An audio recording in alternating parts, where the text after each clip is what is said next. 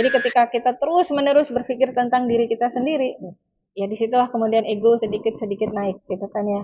Nah, dengan berkurban disamakan atau dimaknai dengan menyembelih ego itu, ketika hari ini kita mengupayakan segala sesuatu dalam kehidupan kita ya, dengan bekerja, kemudian dengan mengumpulkan banyak persiapan ya supaya hidup kita lebih enak gitu kan, lebih baik. Ternyata di situ Allah perintahkan kita juga memikirkan orang lain, gitu kan?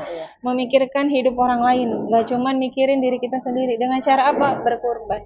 Karena ketakwaannya sampai, akan tetapi daging-daging kurban itu kita bisa sampaikan kepada orang-orang yang membutuhkan. Iya, betul.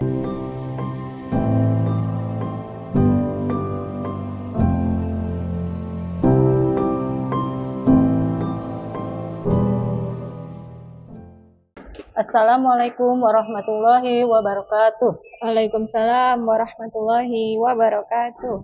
Alhamdulillahirabbil alamin. Wabihi nasta'inu ala umuri dunya waddin. Wassalatu wassalamu ala asrofil anbiya'i wal mursalin wa ala alihi washabbihi ajmain. Rabbi shrah li sadri wa yassir li amri wahlul 'uqdatam min lisani yafqahu qawli. Rabbana zidna ilman warzuqna fahman bi rahmatika ya arhamar rahimin. Alhamdulillah, segala puji bagi Allah yang telah memberikan rahmat dan hidayahnya kepada kita, sehingga pada hari ini kita bisa ketemu kembali dalam kajian nafsiyah komunitas Ibu Hebat. Salawat serta salam kita limpahkan kepada junjungan kita Nabi Muhammad SAW, kepada para keluarga, sahabat, dan pada umatnya, termasuk kita. Semoga kita diberikan syafaat di yaumil akhir. Amin. Amin. Apa kabar Ibu Hebat hari ini? Ibu hebat, generasi kuat, Allahu Akbar. Alhamdulillah. Perkenalkan, saya Maya sebagai host pada kajian hari ini. Bersama saya juga telah hadir Ketua Ibu Hebat, Ibu Pipi Daharja sebagai pemateri hari ini. Apa kabar Bu Pipi? Alhamdulillah. Bu Dede apa Bu Maya? Kami memanggilnya Bu Dede. Sehat Bu Dede, apa kabar? Alhamdulillah, baik. Hari ini kita membawa tema tentang makna kurban menyembelih ego membunuh takwa ya Bu. Menumbuhkan takwa. Ya.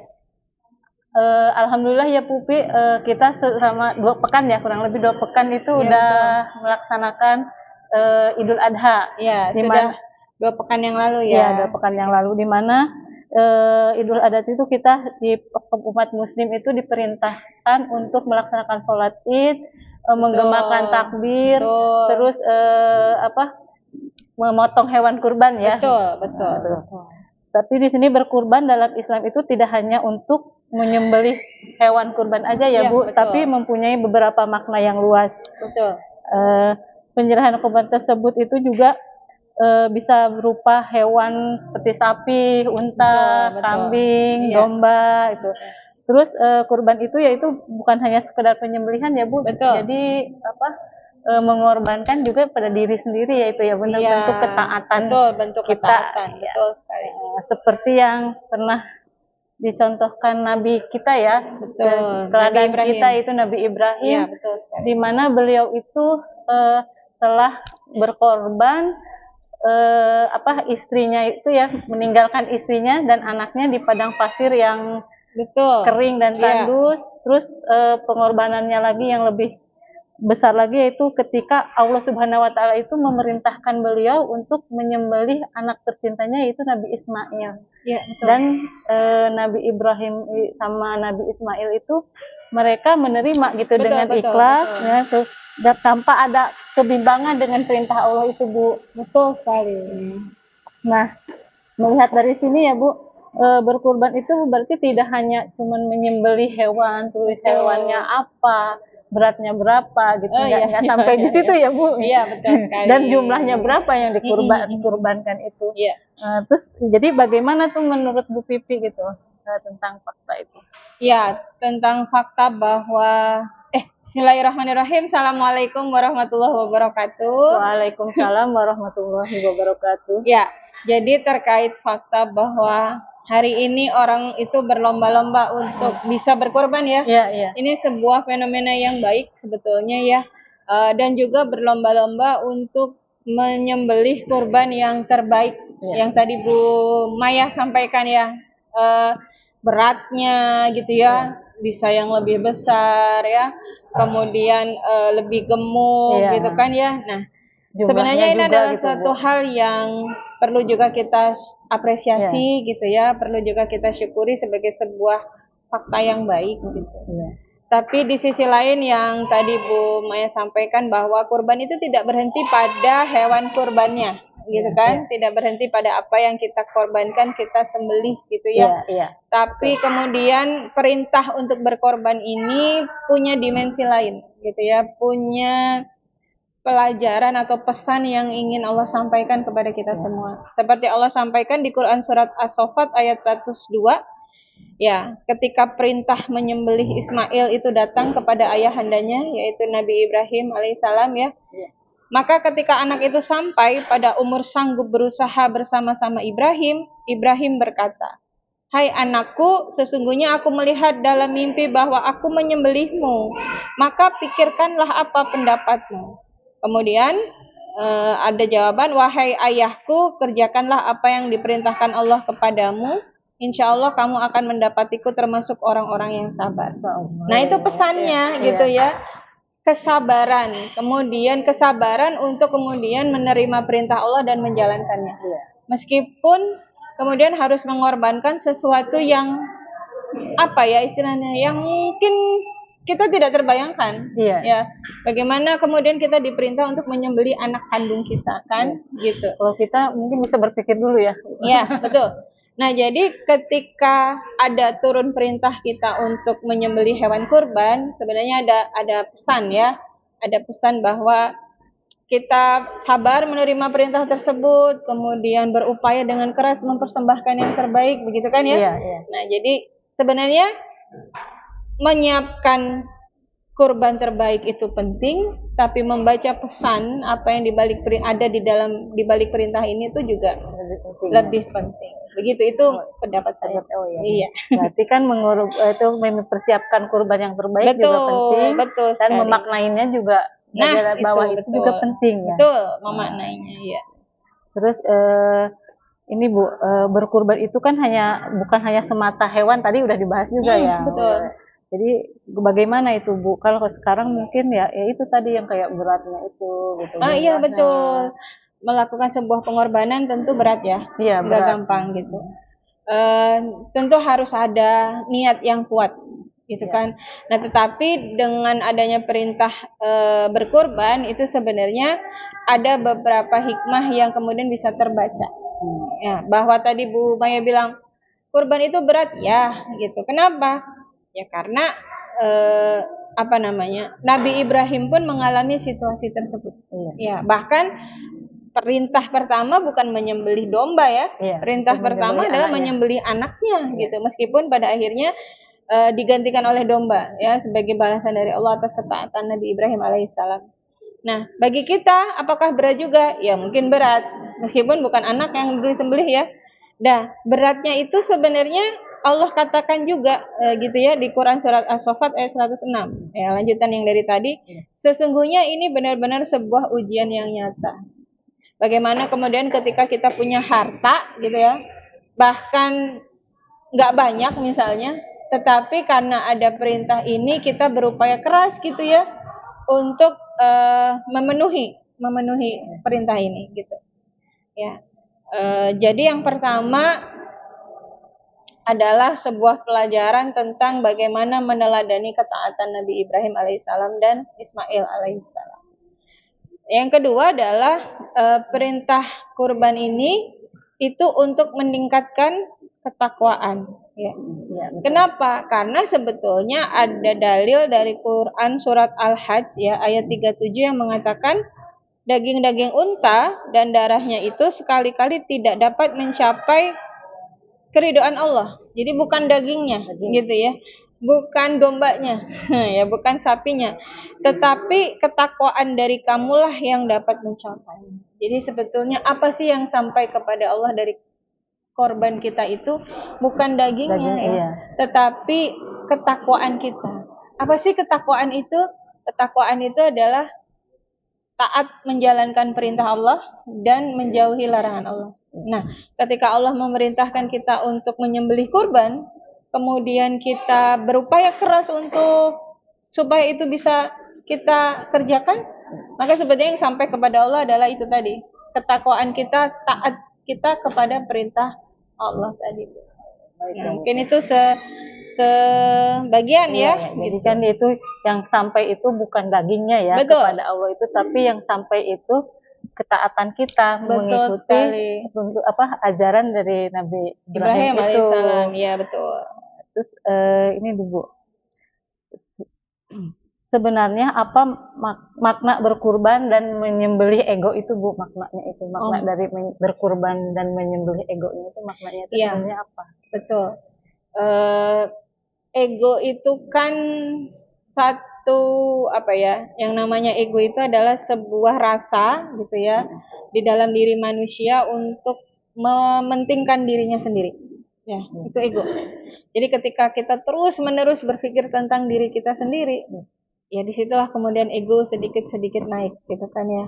Nah, dengan berkurban disamakan atau dimaknai dengan menyembelih ego itu, mungkin ya maksudnya adalah ketika hari ini kita mengupayakan segala sesuatu dalam kehidupan kita ya, dengan bekerja, kemudian dengan mengumpulkan banyak persiapan ya supaya hidup kita lebih enak gitu kan, lebih baik. Ternyata di situ Allah perintahkan kita juga memikirkan orang lain, gitu kan?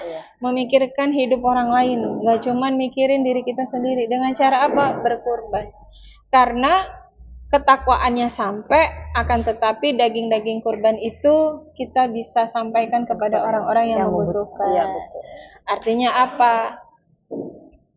Tidak memikirkan diri sendiri, kita dilatih untuk peduli kepada orang lain, gitu ya. Nah, ada hal ini dikatakan di dalam hadis Rasulullah SAW yang berbunyi, makanlah oleh kalian, sedekahkanlah dan simpanlah sebagian dari daging kurban itu. Hadis riwayat Bukhari dan Muslim. Perintahnya jelas ya, sedekahkanlah gitu. Ya kan? Dan meskipun ada juga yang disimpan kan, ada ketentuan juga untuk yang berkorban kan ya, tetapi sebagian besarnya itu disedekahkan, dibagikan gitu. Melatih apa tadi? Melatih diri kita agar tidak ego, gitu ya, agar tidak kemudian tidak tinggi ya. Ya betul. Jadi masya Allah ya Islam itu ya, sampai hal-hal seperti ini pun dipikirkan ya Bu ya, gitu. Nah, selain itu juga tidak hanya menyembelih ego ya, momen Idul Adha itu mempersatukan umat Islam. Alhamdulillah tahun ini kita barengan, tidak ada yang beda ya. Tidak ada yang beda. Nah sebenarnya makna lain ya yang bisa terbaca dari Idul Kurban itu juga mempersatukan ya, mempersatukan kaum muslimin gitu. Melakukan ibadah yang sama ya, sholat Id, berkurban di hari-hari yang telah ditentukan bareng-bareng gitu. Sampai takbir itu bergema di mana-mana ya. Betul, betul sekali. Nah, jadi mungkin Ibu itu Bu yang dimaksud sebagai menyembelih kurban sekaligus menyembelih ego. Gitu kira-kira. Baik, jadi menyembelih ego itu berarti kan bukan berarti kita merendahkan orang ya Bu ya. Bukan. Itu kan bukan. Jadi ego kita yang tinggi, kadang kita kan mikir lagi ya. Berkurban apa mau ini dulu, itu dulu. Nah itu kadang kan sebenarnya uang ada gitu kan untuk berkurban. Tapi kadang ntar tahun depan aja. Kadang kan suka kepikir gitu ya. Mendingan ini dulu. Nah gitu Bu. Mungkin itu ego juga ya Bu termasuk. Tahun depan aja gitu. Lagi pengen beli ini dulu. Iya, gitu kadang gitu kan. Lagi pengen bangun ini dulu. Gitu. Iya. Jadi kita pentingin yang mana gitu kan. Suka ada ya pertentangan. Ada, kadang kan suka ada pertengkaran batin gitu ya Bu ya. Apa namanya? Pertentangan batin. Milih ini dulu yang sudah kita impikan sejak lama, yang sudah kita rencanakan sejak lama, atau kemudian taat kepada perintah Allah. Ya itu kan. Gitu. Jadi kan kadang ada aja gitu kan, ini aja gitu. Iya betul sekali. Kadang ada gitu, berarti kan di situ juga kita butuh kesabaran, keikhlasan ya Bu. Betul. belajar sabar, belajar ikhlas, dan belajar taat yang sebenarnya. Gitu. Dengan berkurban itu kita bukan hanya memotong hewan kurban gitu kan, dan membagikan berhenti di situ ya. Cuman kita itu di situ ketakwaan kita itu kepada Allah, taat dengan perintahnya, terus melatih kesabaran kita, melatih keikhlasan kita, nerima gitu apa yang sudah menjadi ketentuan kita gitu ya. Betul sekali Bu. Terus di sini bagaimana cara kita memaknai kurban yang tidak hanya berbicara hewan kurban tetapi berbicara tentang hawa nafsu, memaknainya Bu, cara memaknainya gitu. Baik, sebelum kita bicara tentang bagaimana cara memaknai, kita coba bedah dulu maknanya ya. Ya, baik. Nah, jadi makna kurban itu selain tadi yang sudah disampaikan ya banyak ya. Kita latihan sabar, kita latihan peduli kan dengan orang lain, kemudian kita juga latihan ikhlas, ya kan? Kita juga semua ini adalah hikmah yang bisa kita rasakan, bukan cuma dibaca ya. Ternyata bisa kita rasakan ketika kita melakukan kurban itu. Harusnya bisa kita rasakan. Nah, setelah itu tadi, kemudian kita bisa beralih pada sebuah pertanyaan ya. Apakah kita bisa kemudian taat setaat-taatnya seperti yang dilakukan Nabi Ibrahim alaihissalam ya? Karena gini, kalau kita melihat Islam itu kan sebenarnya tidak hanya mengatur tentang ibadah. Islam itu nggak ngatur tentang ibadah aja, tentang sholat, tentang puasa, tentang haji gitu kan, tidak hanya ngatur ini. Ternyata Islam itu mengatur semua hal yang terkait dengan hidup manusia, ya kan? Ada terkait dengan dirinya sendiri, misalnya bagaimana seorang Islam, seorang Muslim itu menggunakan pakaian. Bagaimana seorang Muslim itu makan, apa yang dia makan, apa yang seharusnya boleh dimakan, gitu kan? Nah, nggak hanya sampai di situ aja, nggak hanya ibadah dan mengatur tentang diri sendiri, tapi Islam juga mengatur tentang hal-hal atau aspek-aspek lain yang melingkupi kehidupan manusia. Contohnya, masalah ekonomi, gitu ya, masalah sosial, masalah pergaulan laki-laki dan perempuan, masalah politik, gitu ya. Nggak hanya politik dalam negeri, masalah politik luar negeri juga. Jadi kalau kita mau melihat di dalam Islam lebih dalam, sebenarnya aturan Islam itu banyak sekali gitu. Bahkan lebih banyak aturan yang mengatur hubungan manusia dengan manusia lainnya. Itu porsinya jauh lebih besar ketimbang aturan tentang ibadah gitu ya, aturan tentang diri sendiri gitu. Justru aturan bagaimana manusia itu berhubungan dengan manusia yang lain itu porsinya jauh lebih besar.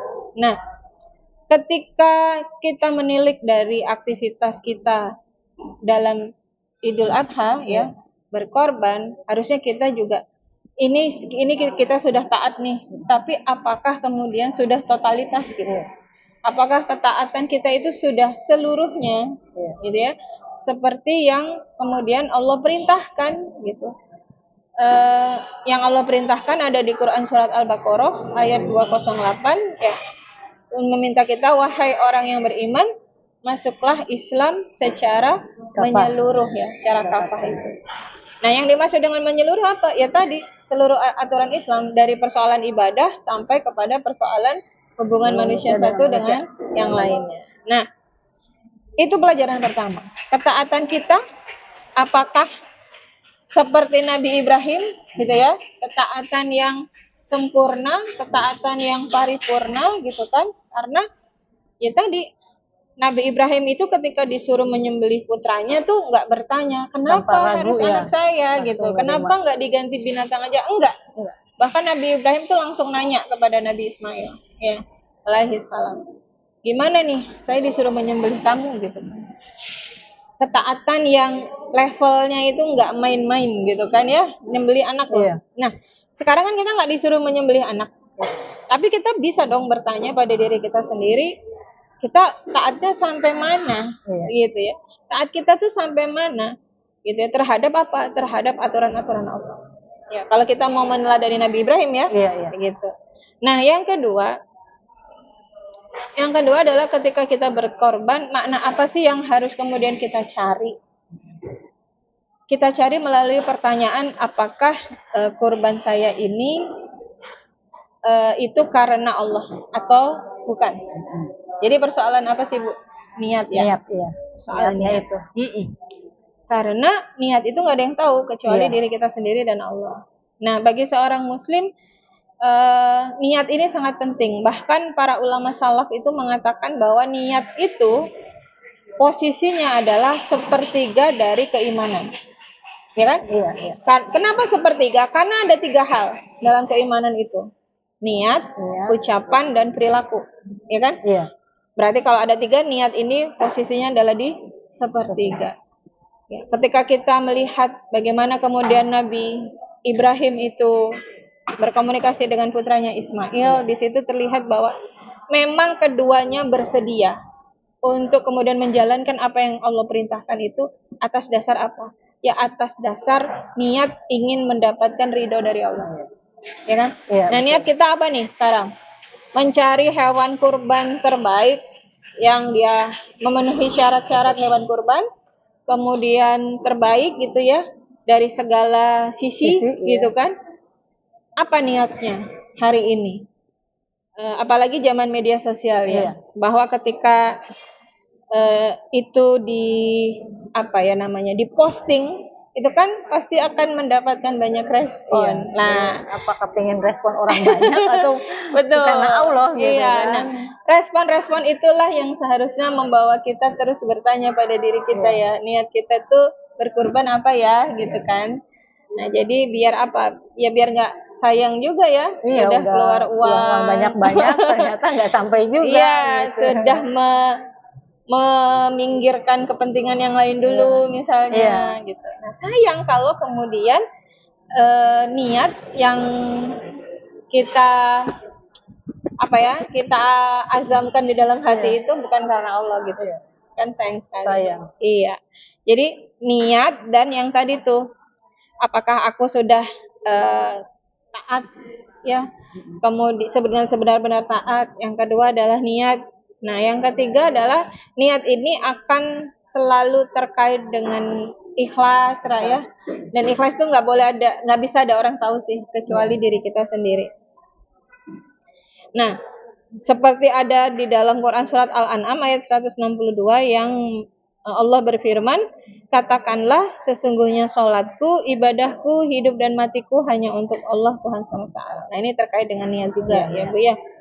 Jadi itu mungkin beberapa hal sebelum kita ngomong bagaimana cara memaknai ini dengan benar. Nah, setelah pertanyaan-pertanyaan itu kita temukan jawabannya, baru kita bertanya gimana ya caranya biar bisa seperti yang jawaban-jawaban dari pertanyaan-pertanyaan tadi.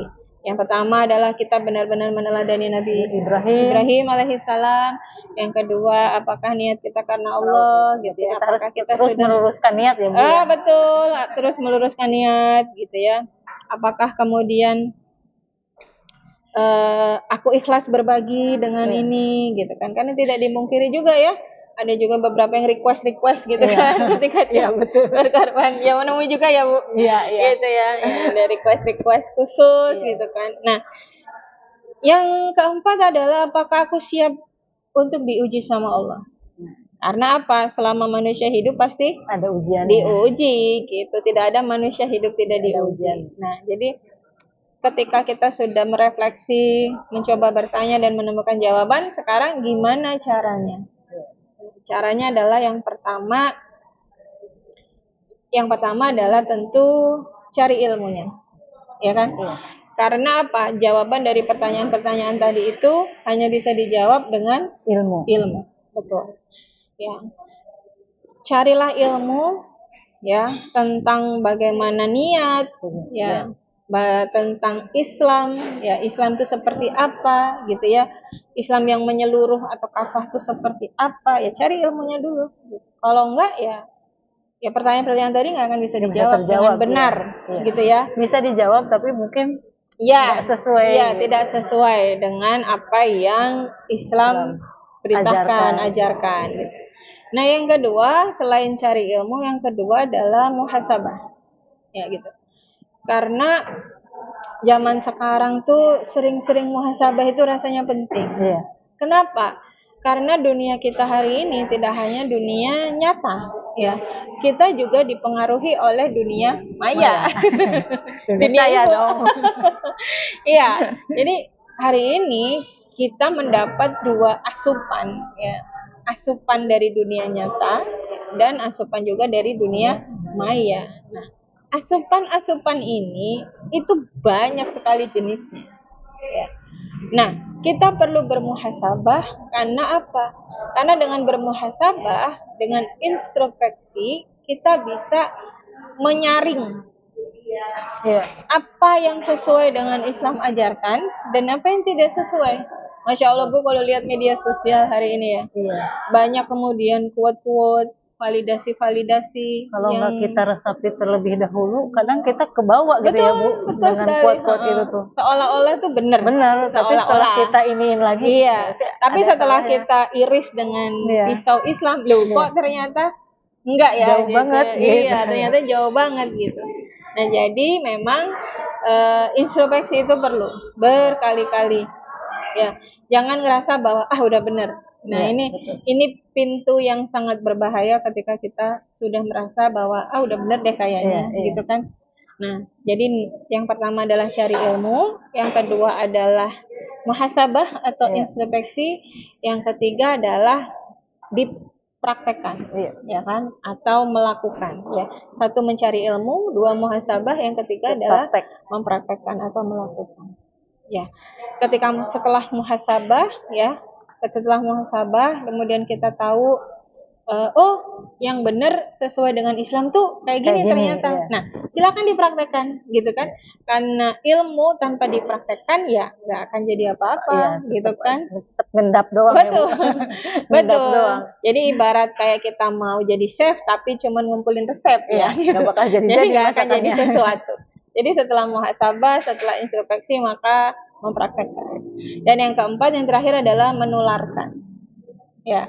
Sebagai ibu tentu aktivitas yang kita lakukan adalah mendidik. Mendidik itu adalah menularkan.